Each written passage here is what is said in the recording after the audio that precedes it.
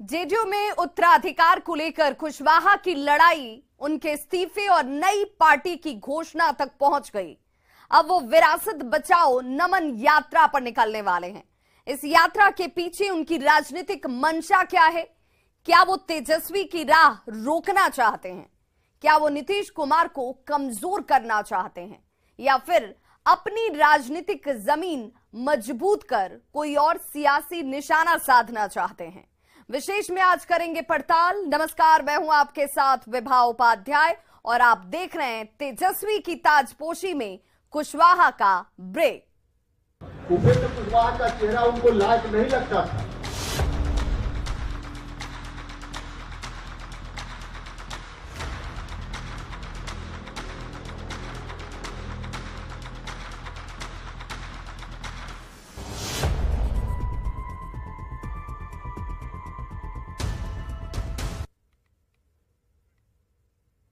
तो नीतीश कुमार तेजस्वी के सिर पर सीएम का ताज सजाना चाहते हैं। कई बार इशारों ही इशारों में अपनी मंशा वो जता चुके हैं। इधर कुशवाहा इस बात से इतने बिफरे कि पार्टी ही छोड़ दी और अपनी नई पार्टी बना ली। इसके बाद अब वो विरासत बचाओ नमन यात्रा पर निकलने वाले हैं। उनकी कोशिश है कि अपनी सियासी जमीन को मजबूत कर नीतीश कुमार पर दबाव बढ़ाया जाए। लेकिन सवाल यही है कि आखिर उनकी इस यात्रा से बिहार की सियासत में क्या और कितना बदलेगा।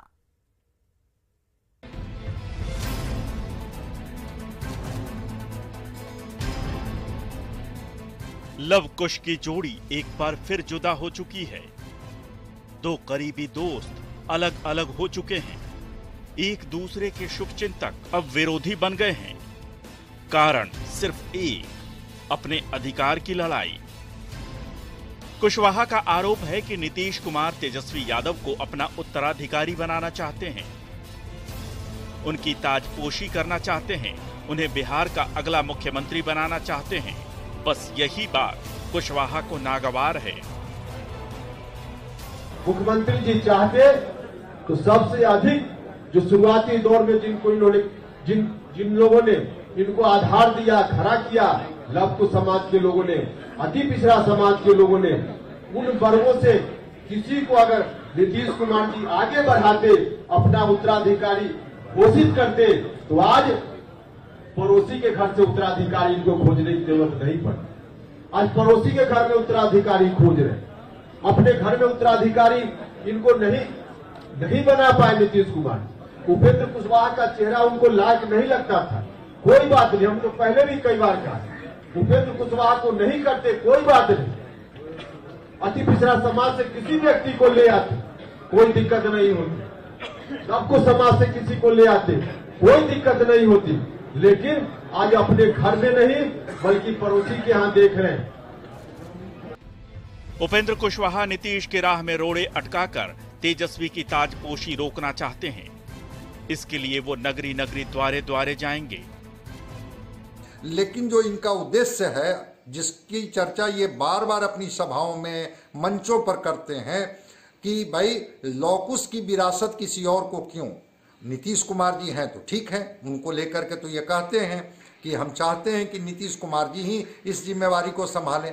लेकिन नीतीश कुमार जी अगर इसको ट्रांसफर करेंगे तो फिर किसी लॉ को ट्रांसफर करें या किसी कुश को ट्रांसफर करें, किसी और को कोई ट्रांसफर क्यों करेंगे। इसी विरासत बचाओ की बात उपेंद्र कुशवाहा जी नमन यात्रा के माध्यम से अपने लोगों के बीच में करने की कोशिश करेंगे।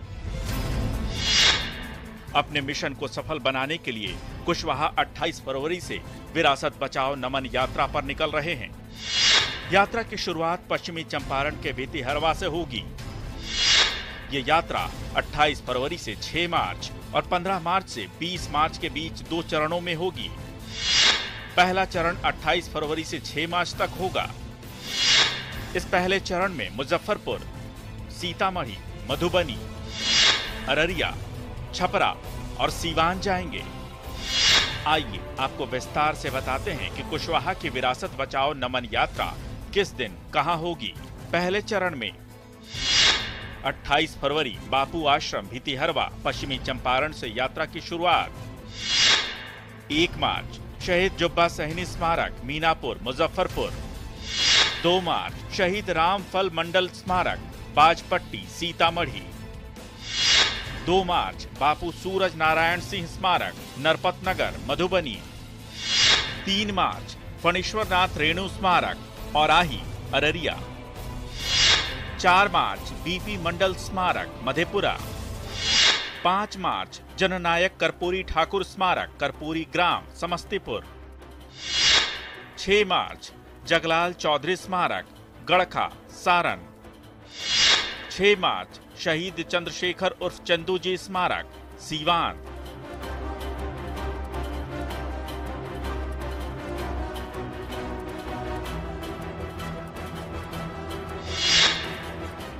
सात मार्च से 14 मार्च तक होली का ब्रेक होगा। होली के बाद 15 मार्च से यात्रा के दूसरे चरण की शुरुआत होगी। दूसरे चरण में पटना, नालंदा, शेखपुरा, भागलपुर, जमुई और औरंगाबाद होते हुए अरवल में जगदेव बाबू के गांव में 20 मार्च को यात्रा का समापन होगा। विरासत बचाओ नमन यात्रा के दूसरे चरण में 15 मार्च को लाल सिंह त्यागी स्मारक, एकंगरसराय, नालंदा। 15 मार्च गुरु सहाय लाल स्मारक, बिहार शरीफ, नालंदा। 15 मार्च डॉक्टर श्री कृष्ण सिंह स्मारक, बरबीघा, शेखपुरा। 16 मार्च वीर शहीद तिलका मांझी स्मारक, भागलपुर। 17 मार्च जेपी आश्रम, शेखुदौरा, नवादा। 17 मार्च पर्वत पुरुष दशरथ मांझी स्मारक, गहलौर घाटी, गया। 18 मार्च डॉक्टर अब्दुल कयूम अंसारी स्मृति, डेहरी ऑन सोन, रोहतास। 18 मार्च शहीद निशांत सिंह स्मारक, सासाराम, रोहतास। 19 मार्च बाबू वीर कुंवर सिंह स्मारक, जगदीशपुर, भोजपुर।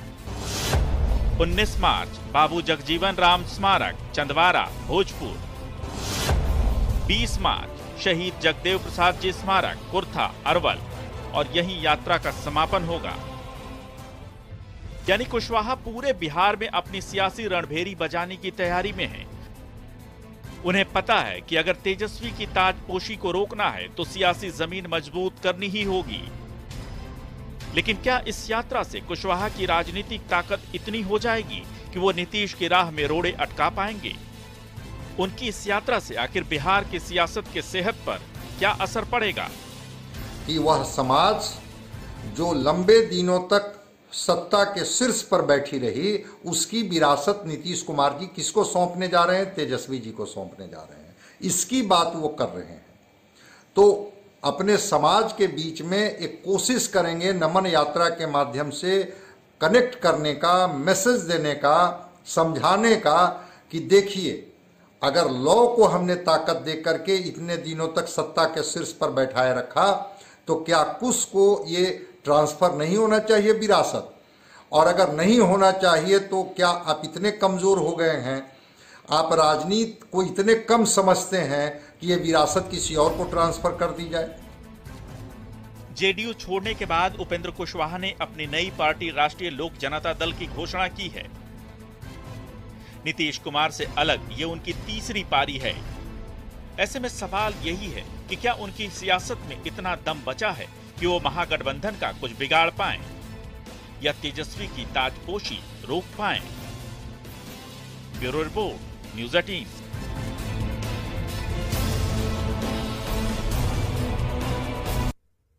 तो बड़ा सवाल इस वक्त यही है कि क्या उपेंद्र कुशवाहा तेजस्वी की राह को रोक पाएंगे? क्या उत्तराधिकार के नाम पर चल रही उपेंद्र कुशवाहा की लड़ाई 20 फरवरी को अपने अंजाम तक पहुंच गई थी। उस दिन लंबे समय से नाराज चल रहे कुशवाहा ने आखिरकार नीतीश कुमार की पार्टी जेडीयू का दामन छोड़ दिया और राष्ट्रीय लोक जनता दल नाम की नई पार्टी का ऐलान कर दिया। देखिए कुशवाहा की नीतीश से नाराजगी, फिर बगावत और आरोपों की कहानी। और नई पार्टी जो बनाने का निर्णय हमारे साथियों ने लिया है, जिसका राष्ट्रीय अध्यक्ष बनने की जवाबदेही भी मेरे ऊपर सौंपी है, उस पार्टी का नाम है राष्ट्रीय लोक जनता दल। 20 फरवरी को बिहार की राजनीति में ये बड़ा उलटफेर हुआ। नीतीश कुमार के करीबी रहे उपेंद्र कुशवाहा ने उन्हें बाय बाय बोल दिया। 2 दिनों के मंथन के बाद कुशवाहा ने अपनी नई पार्टी राष्ट्रीय लोक जनता दल का औपचारिक ऐलान कर दिया। इस ऐलान के साथ वो नीतीश कुमार पर जमकर बरसे। अब 2005 के बाद जननायक कर्पूरी ठाकुर जी की वही विरासत नीतीश जी के जिम्मे आ गई। नीतीश जी ने उस विरासत को आगे बढ़ाने का काम अपने शासन काल के दौरान बहुत ही अच्छे तरीके से किया। इस बात के लिए मैं नीतीश कुमार जी का हृदय से धन्यवाद भी करता हूं। बिहार को उस खौफनाक मंजर से बाहर लगाने में उन्होंने पूरी ताकत लगा दी। बिहार बाहर आया, हर तरह से लोगों के बीच अमन चैन शांति कायम हुई, बिहार डेवलपमेंट की ओर बढ़ चला। तो बहुत ही अच्छा काम मुख्यमंत्री जी ने किया। लेकिन जो कहा जाता है कि अंत भला तो सब भला, और अंत में अगर भला नहीं तो कुछ नहीं भला, तो बहुत ही अच्छा नीतीश कुमार जी ने किया। लेकिन बाद में अंत में आकर अंत भला तो सब भला नहीं हुआ, अंत बुरा हो गया। नतीजा कहावत दूसरे रूप में परिवर्तित हो गई, अंत बुरा तो सब बुरा। जेडीयू से इस्तीफे के समय कुशवाहा ने आरोप लगाया कि नीतीश कुमार के पास अब कुछ भी नहीं बचा और उन्होंने जेडीयू को आरजेडी के पास गिरवी रख दिया है। यही नहीं, उन्होंने ये भी आरोप लगाया कि सीएम को अपनी पार्टी में वारिस नहीं मिला और पड़ोसी के घर में वो उत्तराधिकारी देख रहे हैं। इसके साथ ही उन्होंने ये भी कहा कि जेडीयू का अंत निकट आ गया है क्योंकि सीएम नीतीश गलत लोगों से घिर गए हैं। कुशवाहा का आरोप था कि नीतीश कुमार तेजस्वी यादव को आगे बढ़ा रहे हैं। हालांकि कुशवाहा के इन आरोपों के ठीक कुछ मिनटों के बाद ही जेडीयू के राष्ट्रीय अध्यक्ष ललन सिंह ने प्रेस कॉन्फ्रेंस कर कुशवाहा के आरोपों का सिलसिलेवार जवाब दिया। मंत्री का चेहरा तेजस्वी यादव होंगे 2025। कब हम बोले क्या? हम बोले क्या? कहाँ पे तो जब आएगा समय तब देखा जाएगा। हित में है, पार्टी में अस्तित्व में रहेगा।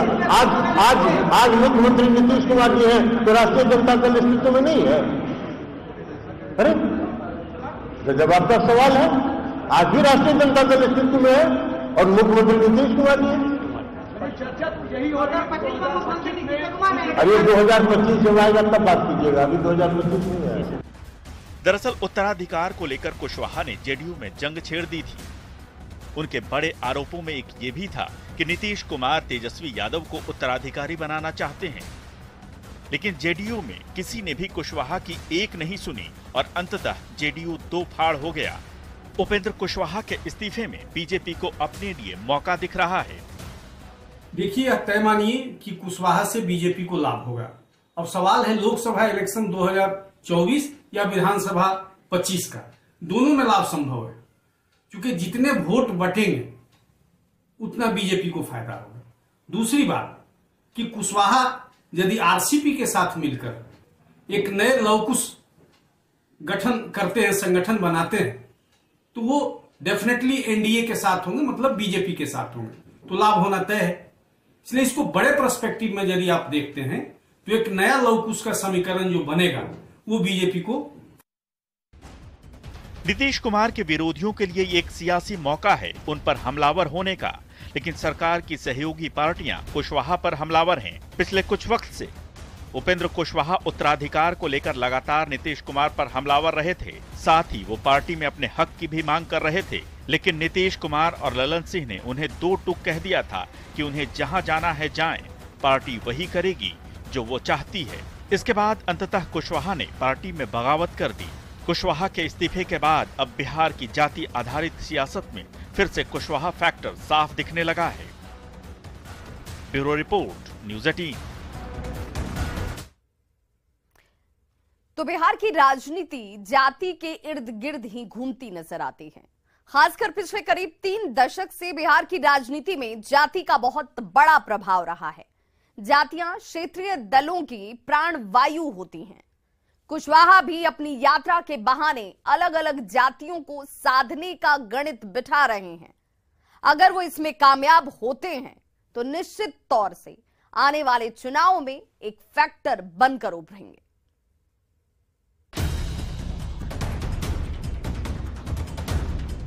उपेंद्र कुशवाहा ने जेडीयू छोड़ते समय सभी जातियों को साथ लेकर चलने की बात कही थी। उनकी विरासत बचाओ नमन यात्रा के पीछे कहीं न कहीं वही लक्ष्य है। वो जातियों को साध कर आने वाले चुनावों में एक बड़ा फैक्टर बनना चाहते हैं। निश्चित रूप से कुशवाहा आने वाले चुनाव में एक फैक्टर होंगे, क्योंकि इस समाज का एक अपना वोट बैंक तो है और इनके वोट की गोलबंदी भी सब लोगों ने देखी है। अब 7% वोट तो इस समाज के पास है, इससे कौन इनकार कर सकते हैं। और अगर लॉ और कुश दोनों को मान लिया जाए तो 10% हो जाता है। तो अगर, और पहले भी उपेंद्र कुशवाहा जी जब चुनाव लड़े हैं, चाहे वो लोकसभा का चुनाव लड़े हों या विधानसभा का लड़े हों, तो ये परिणाम को तो साबित करते रहे हैं कि कैसे ये समाज जो है जब गोलबंद होता है तो राजनीति की दिशा बदल जाती है। एक वोट से चुनाव की तस्वीर बदल जाती है। ये तो लोकसभा में 3% तक वोट ले आए थे, विधानसभा में 1.5% तक वोट इनको मिल गया था। सवाल है कि क्या उपेंद्र कुशवाहा महागठबंधन को सियासी नुकसान पहुंचाने की स्थिति में हैं? क्या उनकी रणनीति में इतना दम है कि महागठबंधन के वोट पर चोट की जा सके? कुशवाहा भले ही विरासत के नाम पर विरासत बचाओ नमन यात्रा कर रहे हैं, लेकिन ये खुला सत्य है कि 3 दशक से बिहार की राजनीति जिस धुरी पर टिकी है, कुशवाहा भी उसी पर घूमेंगे। यानी जाति की धुरी पर कुशवाहा कैसे घूमेंगे, जरा इसे समझिए।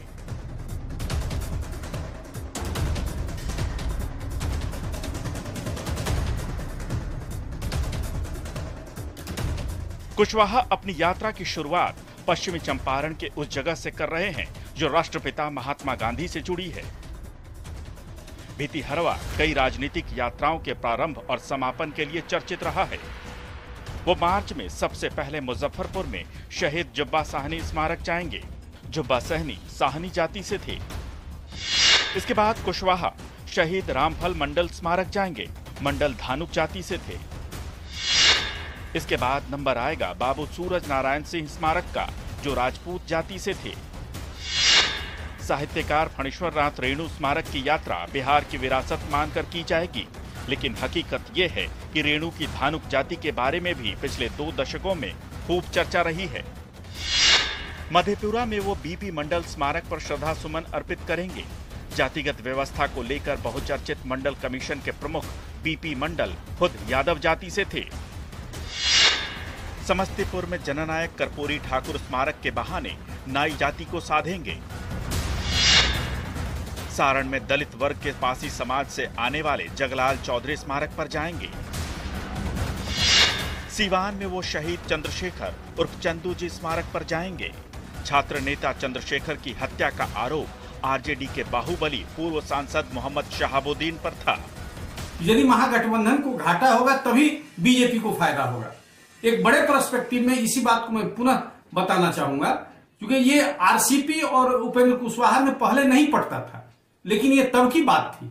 समीकरण बदलेगा और दोनों मिलके यदि एक हो जाएंगे तो एक बड़ा चंक वोटरों का, एक बड़ा चंक महागठबंधन से वापस एनडीए को दिलाने में सफल रहेंगे। इस तरह से महागठबंधन को घाटा होगा और बीजेपी को फायदा होगा।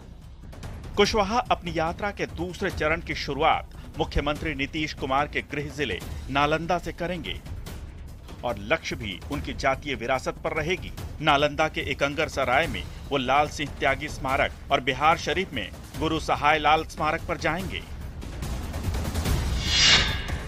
इसके बाद कुशवाहा शेखपुरा में भूमिहार जाति से आने वाले बिहार के पहले मुख्यमंत्री डॉक्टर श्रीकृष्ण सिंह स्मारक जाएंगे। आगे वो भागलपुर में आदिवासी समाज से आने वाले वीर शहीद तिलका मांझी स्मारक की यात्रा करेंगे। नवादा में लालू नीतीश जैसे नेताओं को खड़ा करने वाले और कायस्थ जाति से आने वाले जेपी के आश्रम जाएंगे। गया में कुशवाहा मुसहर जाति से आने वाले पर्वत पुरुष दशरथ मांझी स्मारक पर जाएंगे। वो रोहतास में मुसलमानों में पिछड़ा वर्ग से आने वाले डॉक्टर अब्दुल कयूम अंसारी स्मृति कार्यक्रम में शामिल होंगे। रोहतास में राजपूत जाति के शहीद निशांत सिंह स्मारक पर जाएंगे। भोजपुर में भी कुशवाहा बाबू वीर कुंवर सिंह स्मारक के बहाने राजपूत जाति पर लक्ष्य साधेंगे। भोजपुर में ही कुशवाहा बाबू जगजीवन राम स्मारक पर भी जाएंगे। जगजीवन राम की जाति सभी जानते हैं, लेकिन उनकी जाति को पिछले करीब 1.5 दशक में अहम भागीदारी नहीं मिली है। यात्रा का अंत अरवल में शहीद जगदेव प्रसाद स्मारक पर होगा। वो कोयरी जाति से थे, जिसे कुशवाहा भी कहा जाता है। लेकिन अगर उपेंद्र कुशवाहा उन समीकरणों को साधने में कामयाब रहे, जातीय गोलबंदी को ये बनाने में कामयाब रहे और कुशवाहा समाज को ये समझाने में कामयाब रहे, तो निश्चित रूप से उपेंद्र कुशवाहा एक फैक्टर बनेंगे। इससे कोई इनकार नहीं किया जा सकता है। ये जिनके साथ भी रहेंगे उसका फायदा ये दिलाने में जरूर कामयाब होंगे। जिनके साथ ये नहीं रहेंगे, स्वाभाविक रूप से जो इनके साथ लोग खड़े होंगे उसका घाटा होगा। ये तो राजनीति का बहुत नेचुरल पार्ट है। इसलिए उपेंद्र कुशवाहा बिहार में एक आइडेंटिफाइड फेस हैं, एस्टैब्लिश चेहरा है, इसलिए चुनाव में फैक्टर होंगे ही। निश्चित तौर पर अगर उपेंद्र कुशवाहा जातीय गोलबंदी में कामयाब रहे तो आने वाले चुनावों में एक फैक्टर बन सकते हैं। वैसे भी उनके पास अपना जातीय 7% का वोट बैंक है। ये बात और है कि ये वोट बैंक फिलहाल कितना उनके हाथ में है। Bureau report, news 18। तो न्यूज़ 18 विशेष में आज बस इतना ही। नमस्कार। उपेंद्र कुशवाहा का चेहरा उनको लायक नहीं लगता था।